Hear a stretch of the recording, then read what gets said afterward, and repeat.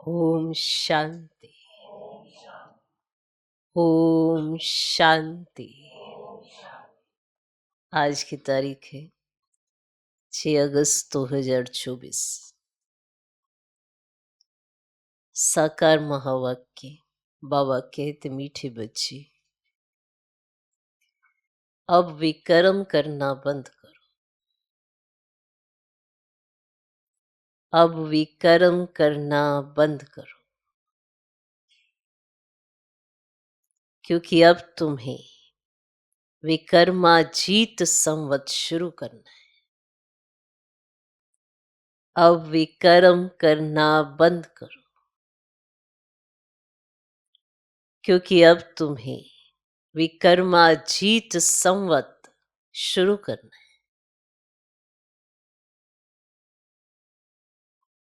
आज का प्रश्न, हर एक ब्राह्मण बच्चे को किस एक बात में बाप को फॉलो अवश्य करना है? हर एक ब्राह्मण बच्चे को किस एक बात में बाप को फॉलो अवश्य करना है? उत्तर, जैसे बाप स्वयं टीचर बनकर तुम्हें पढ़ाते हैं, जैसे बाप स्वयं टीचर बनकर तुम्हें पढ़ाते हैं, ऐसे बाप के समान हर एक को टीचर बनना है। जैसे बाप स्वयं टीचर बनकर तुम्हें पढ़ाते हैं, ऐसे बाप के समान हर एक को टीचर बनना है। जो पढ़ते हो उसे दूसरों को पढ़ाना है। जो पढ़ते हो उसे दूसरों को पढ़ाना है। तुम टीचर के बच्चे टीचर, सतगुरु के बच्चे सतगुरु भी हो। तुम टीचर के बच्चे टीचर, सतगुरु के बच्चे सतगुरु भी हो। तुम्हें सचखंड स्थापन करना है। तुम्हें सचखंड स्थापन करना है। तुम सच की नैया पर हो। तुम सच की नैया पर हो। तुम्हारी नैया हिलेगी डुलेगी, लेकिन डूब नहीं सकती। तुम्हारी नैया हिलेगी डुलेगी, लेकिन डूब नहीं सकती। हर एक ब्राह्मण बच्चे को किस एक बात में बाप को फॉलो अवश्य करना है? उत्तर, जैसे बाप स्वयं टीचर बनकर तुम्हें पढ़ाते हैं, ऐसे बाप के समान हर एक को टीचर बनना है। जो पढ़ते हो उसे दूसरों को पढ़ाना है। तुम टीचर के बच्चे टीचर, सतगुरु के बच्चे सतगुरु भी हो। तुम्हें सचखंड स्थापन करना है। तुम सच की नैया पर हो। तुम्हारी नैया हिलेगी डुलेगी, लेकिन डूब नहीं सकती। ओम शांति। रूहानी बाप बेट बच्चों के साथ रूरियान करते हैं, रूहों से पूछते हैं, क्योंकि ये नई नॉलेज है ना। मनुष्य से देवता बनने की यह है नई नॉलेज अथवा पढ़ाई। ये तुमको कौन पढ़ाते हैं? बच्चे जानते हैं रूहानी बाप हम बच्चों को ब्रह्मा द्वारा पढ़ाते हैं। ये भूलना नहीं चाहिए। वे बाप है, फिर पढ़ाते हैं, तो टीचर भी हो गए।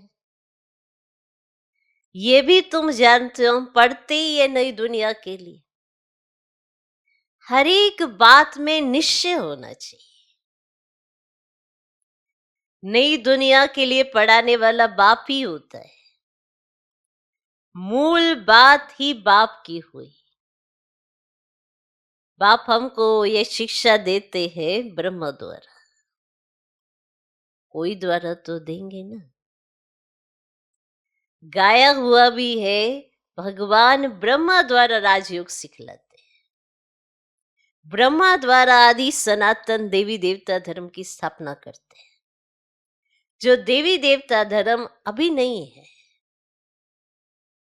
अब तो है ही कलयुग, तो सिद्ध होता है स्वर्ग की स्थापना हो रही है। स्वर्ग में सिर्फ देवी देवता धर्म वाले हैं। बाकी इतने सब धर्म होंगे ही नहीं, अर्थात विनाश हो जाएंगे, क्योंकि सत्युग में और कोई धर्म था ही नहीं। तो ये बातें तुम बच्चों की बुद्धि में हैं। अब तो अनेक धर्म है। अब फिर बाप हमको मनुष्य से देवता बनाते हैं, क्योंकि अब संगम युग है। अब ये तो बहुत सहज बात समझाने की है। त्रिमूर्ति में भी दिखाते हैं ब्रह्मा द्वारा स्थापना किसकी। अब स्थापना जरूर नई दुनिया की होगी, पुरानी की तो नहीं होगी। बच्चों को ये निश्चय है कि नई दुनिया में रहते ही है दैवी गुणों वाले देवताएं। तो अब हमको भी ग्रस्त व्यवहार में रहते दैवी गुण धारण करने। हमको भी ग्रस्त व्यवहार में रहते दैवी गुण धारण करने। पहले पहले काम पर जीत पाकर निर्विकारी बनना है। कल इन देवी देवताओं के आगे जाकर कहते भी थे कि आप संपूर्ण निर्विकारी हो, हम विकारी हैं। अपने को विकारी फील करते थे क्योंकि विकार में जाते थे। अब बाप कहते तुमको भी ऐसे निर्विकारी बनना है, दैवी गुण धारण करने हैं। ये विकार काम क्रोध आदि अगर है तो दैवी गुण नहीं कहेंगे। विकार में जाना, क्रोध करना, ये आसुरी गुण है। देवताओं में लोभ होगा क्या? वहां 5 विकार होते ही नहीं। ये है ही रावण की दुनिया। रावण का जन्म होता है त्रेता और द्वापर के संगम पर। जैसे ये पुरानी दुनिया और नई दुनिया का संगम है ना, ऐसे वह भी संगम हो जाता है।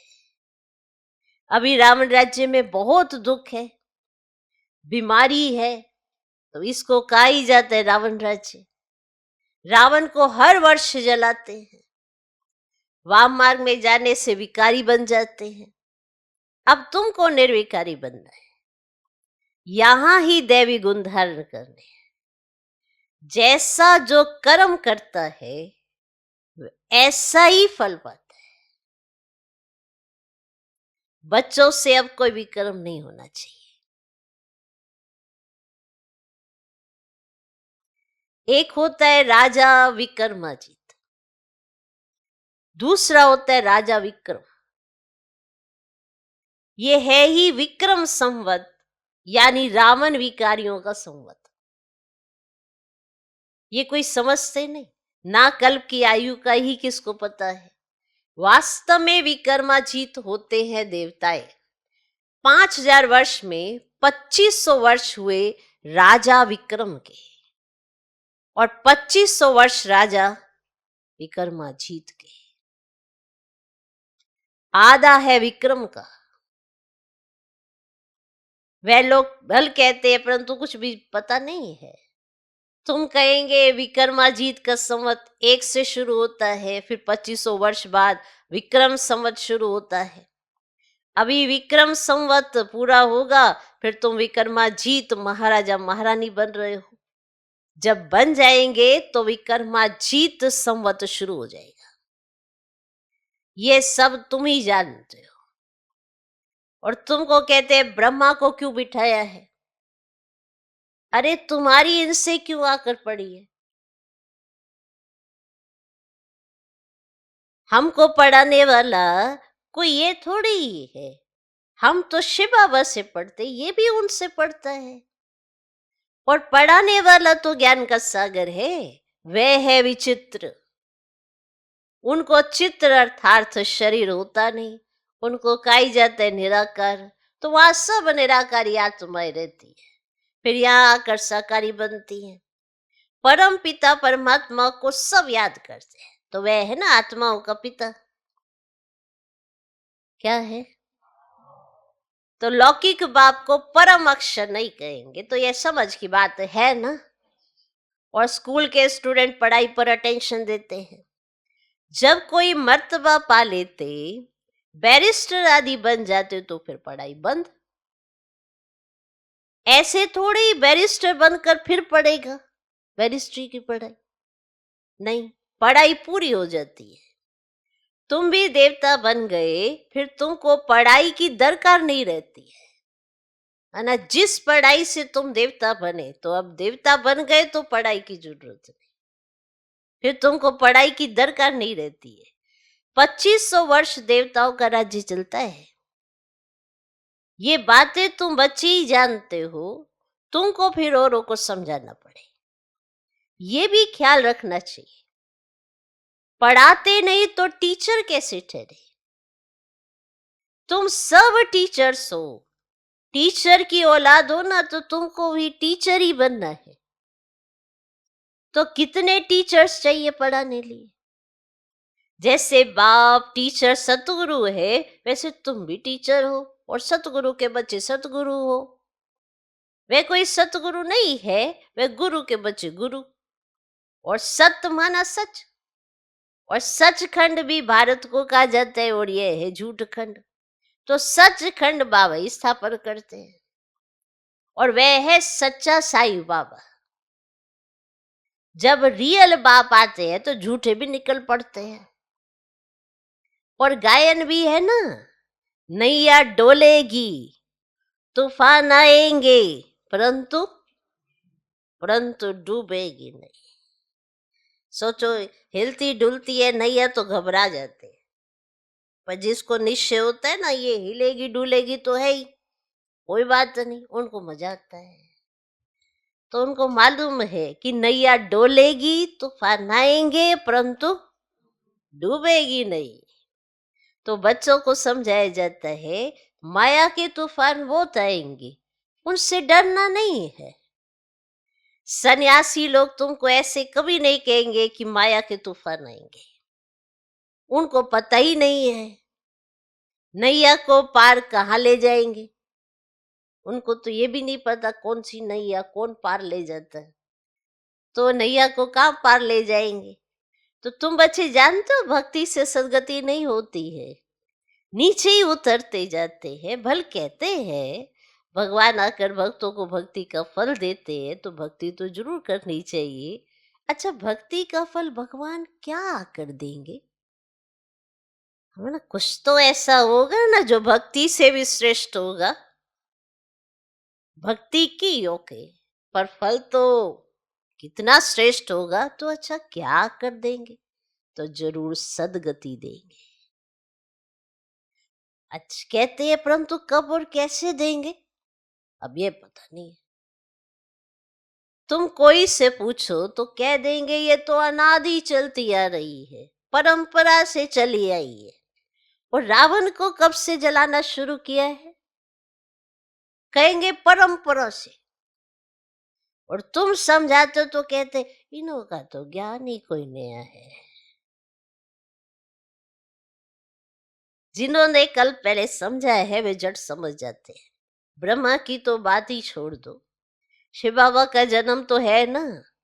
अब जिसको शिवरात्रि भी कहते हैं, तो बाप समझाते मेरा जन्म दिव्य और अलौकिक है।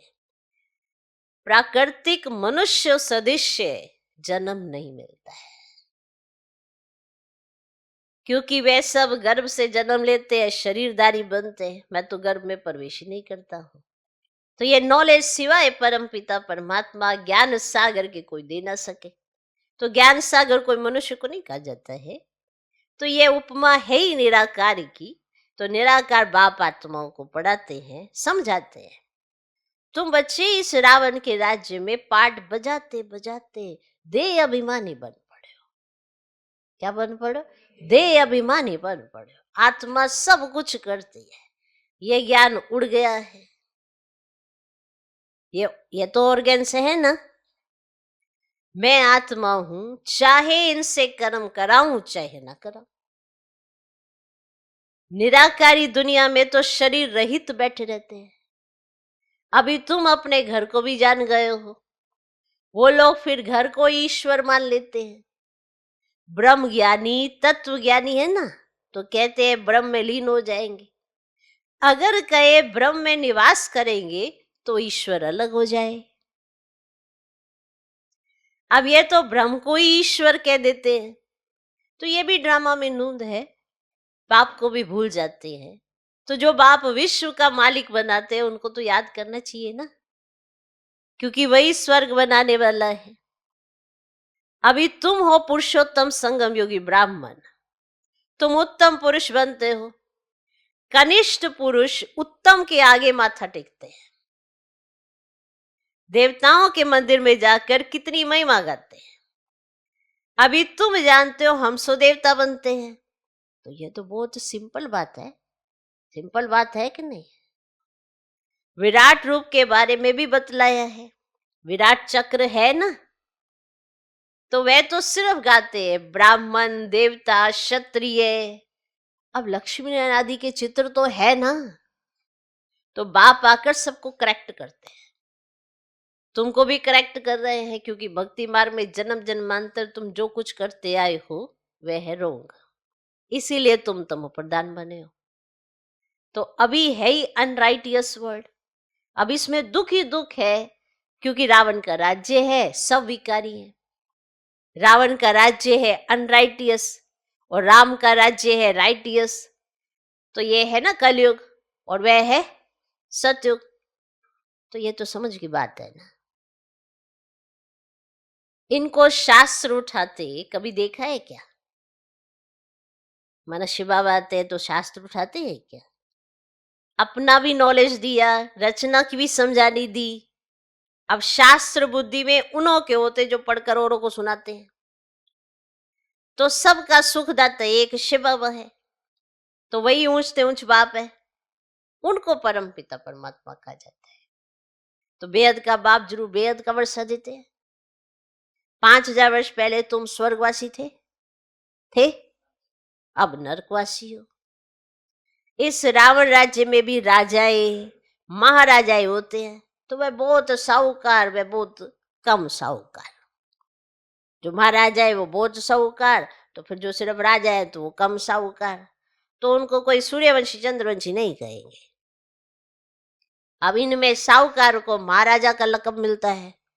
जो बहुत ज्यादा साहूकार होता है तो उसको महाराजा का लकब मिल जाता है, और कम साहूकार को राजा का। तो अभी तो है ही प्रजा का, प्रजा पर राज्य।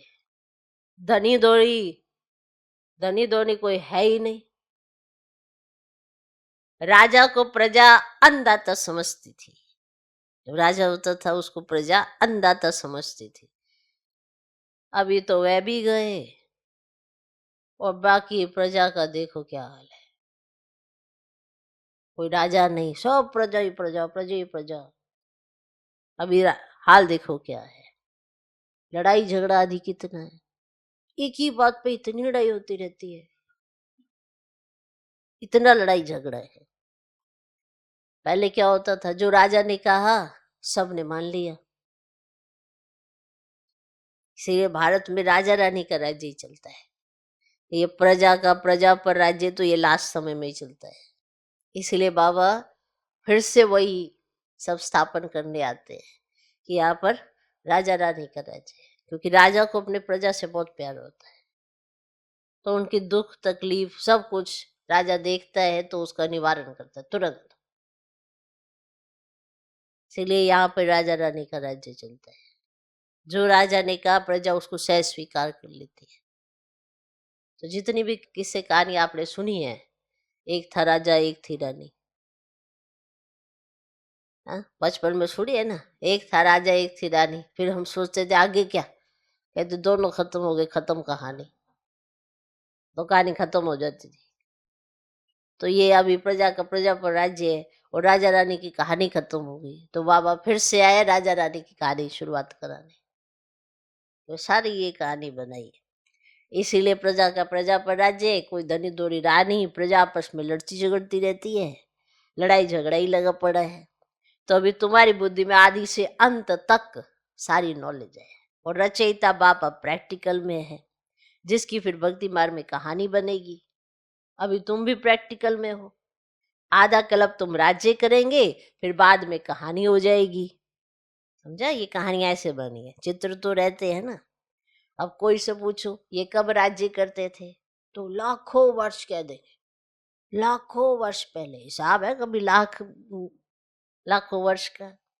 सन्यासी है निवृत्ति मार्ग वाले, और तुम हो पवित्र ग्रस्त आश्रम वाले, फिर अपवित्र ग्रस्त आश्रम में जाना है, तो स्वर्ग के सुखों को कोई जानता ही नहीं। निवृत्ति मार्ग वाले तो कभी प्रवृत्ति मार्ग सिखला ना सके। आगे तो जंगल में रहते थे, उनमें ताकत थी, जंगल में ही उन्हों को भोजन पहुंचाते थे। अभी वह ताकत ही नहीं रही है। जैसे तुम्हारे में भी वहां राज्य करने की ताकत थी, अभी कहाँ है? अभी कहाँ है वो ताकत? तुम्हारे में पहले ताकत थी तो वहां राज्य करते थे, अभी कहाँ है?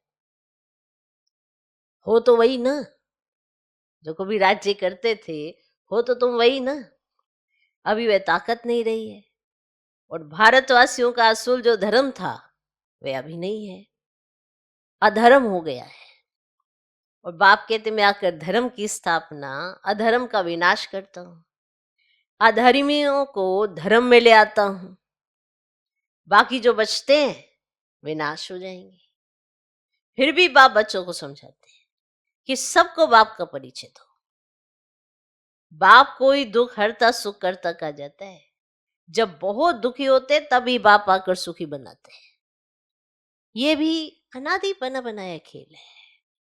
अच्छा, देखो राजा रानी का ये जो पार्ट है ये अभी पीछे ही खत्म हुआ है, उससे पहले तो था। तो माना लास्ट तक रहता है, फिर लास्ट में जाकर ये जब बाबा आते हैं तो उसके बाद ये खत्म होता है। फिर बाबा देखते हैं देखो इनकी हालत क्या होगी, ना कोई सिर पे ताज है ना कोई तखत है, बस यूं ही घूम रहे हैं, सिर ऐसे ही है। नहीं तो माना सत्य के लास्ट तक भी ताज रहता था, तख्त रहता था। तो यह भी अनादि बना बनाया खेल है। अच्छा, मीठे मीठे सिकिलधे बच्चों प्रति मात पिता बाप दादा का याद प्यारो गुड मॉर्निंग। रूहानी बाप की रूहानी बच्चों को नमस्ते। हम रूहानी बच्चों की भी रूहानी बाप को नमस्ते नमस्ते नमस्ते। Good morning good morning good morning. धारणा के लिए मुख्य सर पहला पॉइंट, इस पुरुषोत्तम संगम युग पर उत्तम पुरुष बनने के लिए आत्म अभिमानी बनने का पुरुषार्थ करना है। इस पुरुषोत्तम संगम युग पर उत्तम पुरुष बनने के लिए आत्म अभिमानी बनने का पुरुषार्थ करना है। सत्य बाप मिला है तो कोई भी असत्य अनराइटियस काम नहीं करना है। सत्य बाप मिला है तो कोई भी असत्य अनराइटियस काम नहीं करना है।